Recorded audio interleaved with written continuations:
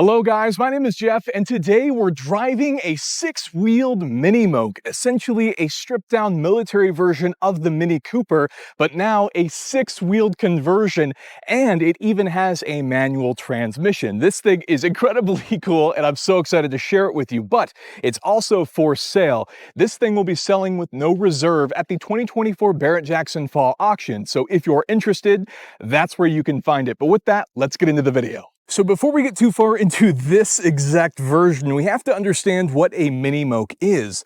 You see, Mini Cooper wanted a taste of that military contract money and take away shares from Land Rover. So they came up with this, except it didn't have six wheels. It was a four-wheel, basically lightweight version of a Mini Cooper. And the idea was that this vehicle could be carried on airplanes and dropped out of the back of a plane with the other paratroopers. So then they would have a vehicle on the ground that they could traverse the battlefield with. That sounds good in theory, and of course this thing is going to be very lightweight with its very simple construction. However, as you can see here, there's not a whole lot of ground clearance here, and so during the British military testing, the vehicle wasn't the most robust and was determined not to be a great fit for the British military. However, it wouldn't stop there. Many would actually approach a few other countries, including Brazil and some others that I'm forgetting of the name of at the moment, and those countries would express interest in the Mini Moke as a military vehicle.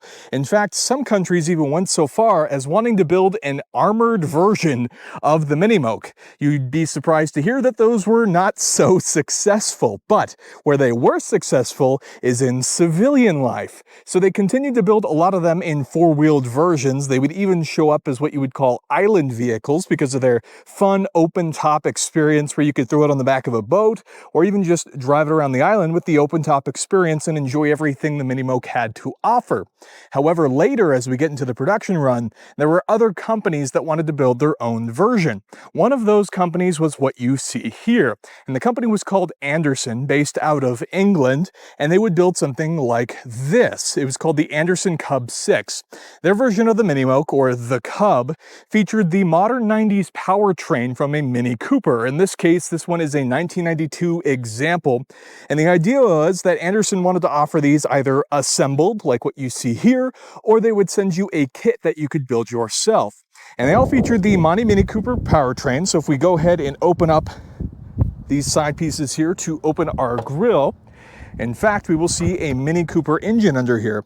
This is what would have been the modern engine at the time. It's a 1275cc or 1.275 liter four-cylinder motor, good for about 62 horsepower, which is then paired with a four-speed manual transaxle from a Mini Cooper, which is pretty cool.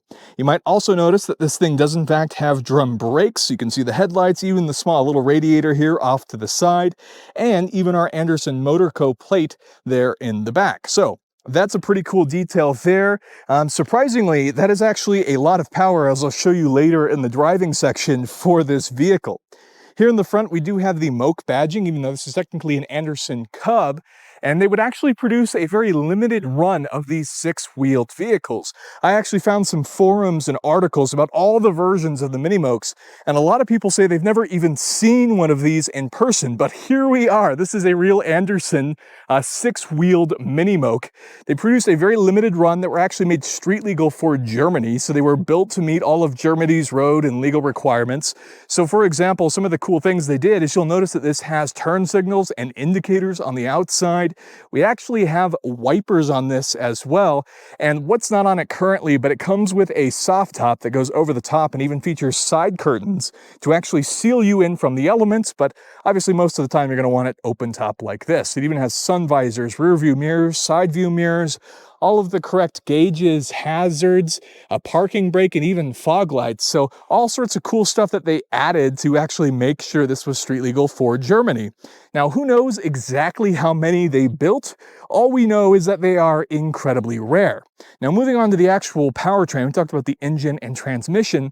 Now, that transaxle only sends power to the front wheels, which happen to be these sort of 10-inch Maglite wheels with disc brakes in the front, and then we have these rear wheels. So these are unpowered wheels, which is a bit unusual. Oftentimes with these vehicles, they're either all six are powered, or maybe just the rear set is powered, but this one is front-wheel drive with the rear wheels unpowered. They do, however, both have brakes. You've got drum brakes in the front and drum brakes in the rear. So this thing will stop no problem, even when you have some cargo here in the back. You have seating for 4, even with seat belts. You can see the gas cap on the side, our manual transmission, and even our turn signals and wiper stocks on there, and even the Mini branding, which is all pretty cool. As we continue moving back, we have our cargo area. We do have a little bit of a storage rack here and a singular small exhaust pipe in the back. We can take a look underneath and you can see that there's no powertrains. What a vehicle this is though. Incredibly unique. Lots of even a reverse light on the back. Fairly simple vehicle, but it is mind-blowing that they built this at all. I mean, who would have expected something this little? Most 6x6s or 6-wheeled vehicles are massive. And here we have this tiny little runaround vehicle that'll do plenty of speed. You can drive this on any of the regular public roads here in the United States. And it's just a crazy little piece of history. But of course, now we need to take it for a drive.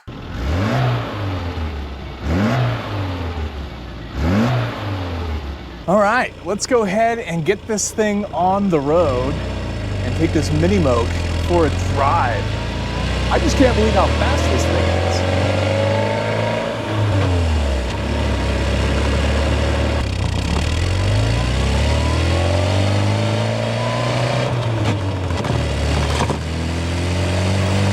Oh yeah.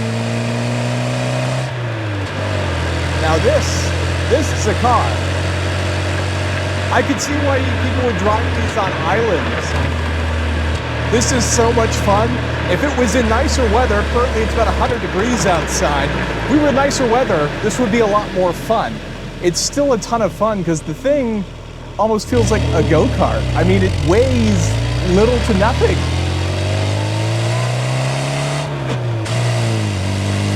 Oh yeah. You may not like it, but this is the truest form of the automobile.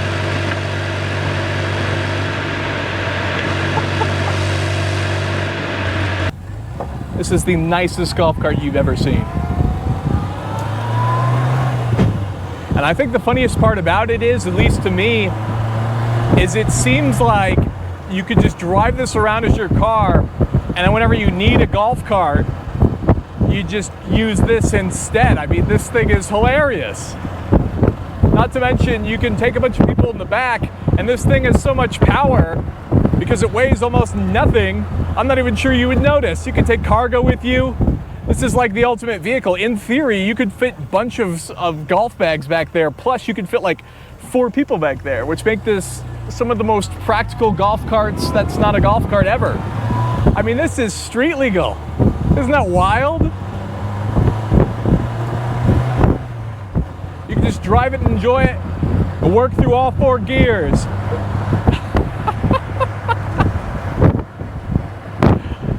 It's fairly simple.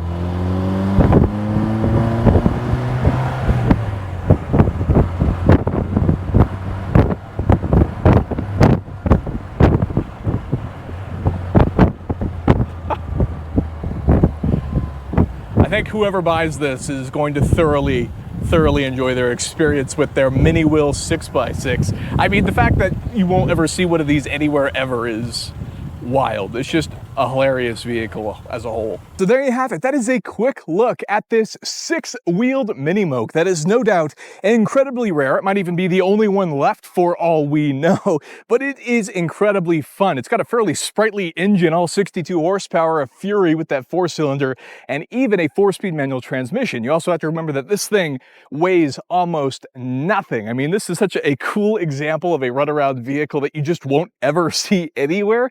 And this one is even for sale. It's going to be at the 2024 Barrett-Jackson Fall Auction, where it will be selling with no reserve. So this is your opportunity, might even be your only opportunity to buy this exact vehicle. But what an incredible vehicle it is. Thank you so much for watching that video. If you enjoyed it and could leave me a thumbs up, I'd really appreciate it. Consider getting subscribed for more content like this in the future. And of course, comment down below, let me know what you think, and I'll see you in the next one.